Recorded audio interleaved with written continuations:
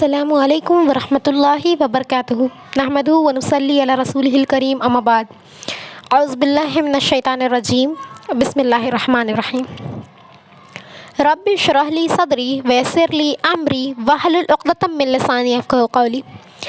آج کا میرا ٹاپک ہے شرک کے اقسام۔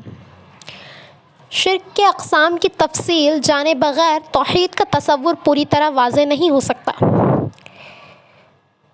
ہم نے شرک کی متعدد اقسام کی تشریح کی اور مزید وضاحت کے لیے مثالیں بھی پیش کیں کہ شرک کس طرح عقیدہ توحید کو پامال کرتا ہے۔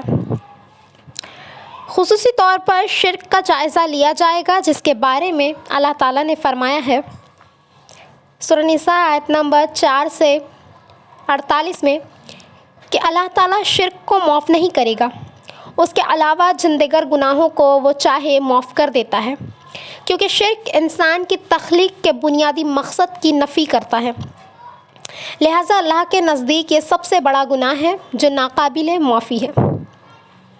شرک کے لغوی معنی شریک بنانا، حصے دار یا ساتھی بنانا ہے، لیکن اسلامی شریعت کی اصطلاح میں اس سے مراد کسی کو اللہ کا شریک ٹھہرانا ہے، خواہ کسی شکل یا انداز میں ہو۔ ذیل میں شرک کا جو تجزیہ پیش کیا گیا ہے وہ توحید کی 3 وسیع اقسام کے تناظر میں ہے، لہٰذا ہم سب سے پہلے اس پر نظر ڈالیں گے کہ شرک توحید کی اقسام توحید ربوبیہ، توحید الاسماء والصفات اور توحید العبادہ کے دائرے میں کس طرح داخل ہوتا ہے۔ توحید الربوبیت کے دائرے میں شرک کی اس قسم سے مراد یہ عقیدہ ہے کہ اللہ کے سوا دیگر غیر اللہ بھی اس کے شریک، مساوی یا تقریباً مساوی ہیں اور مخلوق پر اس کی طرف غلبہ رکھنے ہیں، یا یہ عقیدہ کہ مخلوق کا کوئی خالق و مالک ہی نہیں ہے۔ اکثر مذاہب شرک فی الربوبیت کے مرتکب ہوئے ہیں، جبکہ مؤخرز کر عقیدہ فلسفہ اور اس کے اختراع کردہ فلسفہ سے تعلق رکھتا ہے۔ پہلا، کسی کو اللہ کا شریک بنانا۔ اس ذیلی زمرہ کے تحت یہ عقیدہ ہے کہ ایک سب سے اعلیٰ خالق و مالک ہے، لیکن اسی کے ساتھ دیگر کم تر درجے کے معبود، دیوتا، پریت، فانی، عارضی یا سماوی اشیاء یا قوتیں بھی ہیں۔ ان عقائد کو علماء توحید، ایک اللہ کا تصور، یا شرک، ایک سے زیادہ معبودوں کا عقیدہ سے تعبیر کرتے ہیں۔ اسلامی نظریے کے مطابق یہ تمام دینی نظام شرک سے آلودہ ہیں، ان میں صرف درجے کا فرق ہے، یعنی کسی حد تک انہوں نے ادیان سماوی کو اپنے فاسد عقائد سے آلودہ کیا، حالانکہ ان سب کی تعلیم توحید پر مبنی تھی۔ ہندو مذہب میں برہم کو سب سے برتر حاکم مطلق سمجھا جاتا ہے۔ وہ روح میں سمایا ہوا، قادر، مطلق، ناقابل تغیر اور لافانی ہے، جو ہر غیر جسم متعلق ہر شے کی ابتدا اور انتہا اسی سے ہے، جبکہ برہما اس کائنات کی تحقیق مجسم ہیں جو دوسرے دیوتا وشنو حفاظت کرنے والا اور شیوا برباد کرنے والا کے ساتھ مل کر ایک تثلیث بنانا ہے۔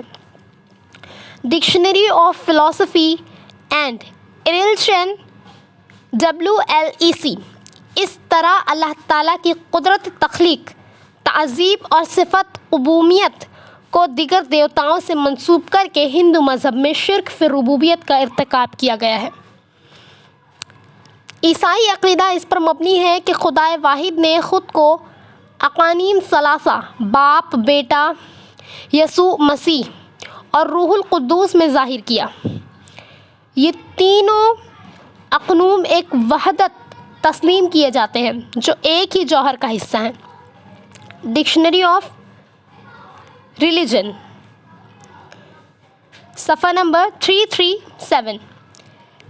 پیغمبر یسوع مسیح کو الوہیت کے درجے پر پہنچا دیا گیا ہے۔ وہ خدا کے دائیں طرف بیٹھ کر دنیا کے امور کا فیصلہ کرتے ہیں۔ روح القدس، جسے عبرانی بائبل میں بائبل میں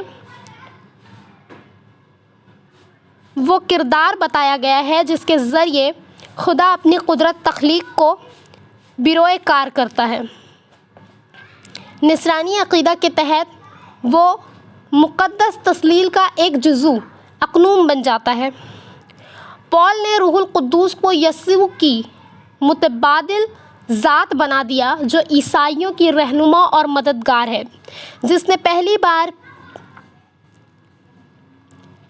پیبنی کاست کے دن خود کو ظاہر کیا۔ Dictionary of philosophy and religion.